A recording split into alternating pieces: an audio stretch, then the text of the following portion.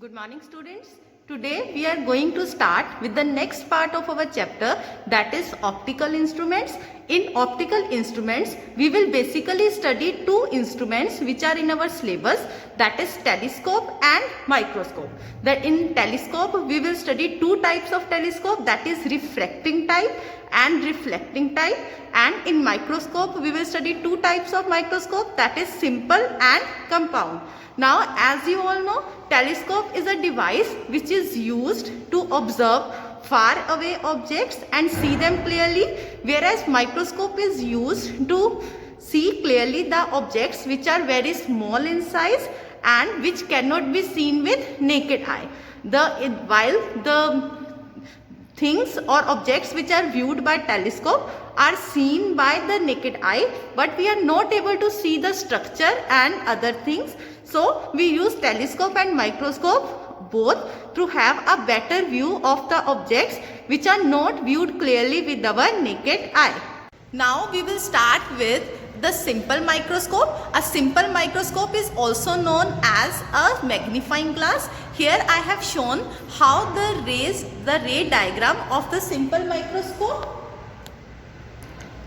One ray is moving parallel to the principal axis and passing through the focus on the other side. Second is passing through the optical center, so it remains undeviated. When the object is placed between the optical center and the focus of the convex lens, then the image is formed on the same side of the lens. You can see here the image here formed on the same side of the lens. This is an virtual image, erect image, and the size of image is obviously very large as compared to the size of the object. So in this case we use a simple convex lens as a magnifying glass, and this structure is known as our simple microscope. You can see here that the object which is placed, that is AB is the object, it is placed at the angle of least distance of distinct vision of the eye.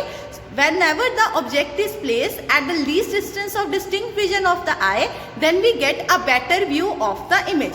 Now from this figure, it is very clear that whenever an object is placed in front of the simple microscope between the focus and the optical center, it produces a large image.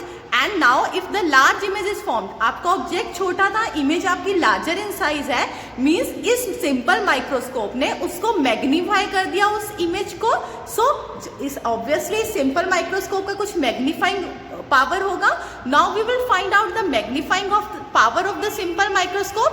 The magnifying power of the simple microscope is denoted by capital M, and the formula for it is given by M is equal to beta upon alpha, where beta is the angle subtended by the image at the eye and alpha is the angle subtended by the object at the eye when placed at least distance of distinct vision. Here alpha is shown in this figure and beta is shown in this figure. So simply the magnifying power is the ratio of beta upon alpha, where beta is the angle subtended by the image at the eye and alpha is the angle subtended by object at the eye when the object is placed at the least distance of distinct vision. Since the angles alpha and beta are small, therefore we can write beta as tan beta and alpha as tan alpha. You can find the value of tan beta and tan alpha from these two figures. You will get as beta is equal to tan beta is equal to AB upon OA,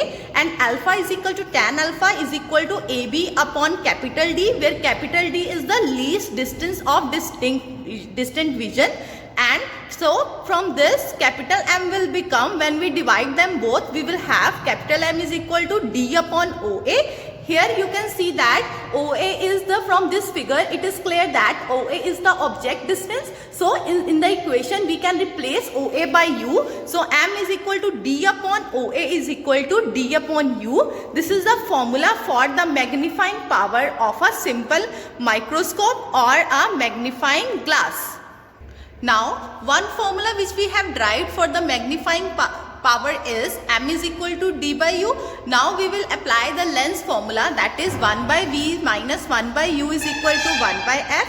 Here the object distance U is equal to minus U and V is equal to minus D, where D is the least distant of distinct vision. So here when you will put the values, you will have 1 upon minus d minus 1 upon minus u is equal to 1 by f. When you will solve it, you will get 1 by u is equal to 1 by f plus 1 by d.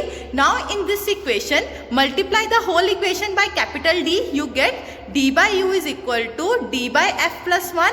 Now here the first formula for the magnifying power was m is equal to d upon u, and next you have derived that the value of d upon u is equal to d upon f plus 1.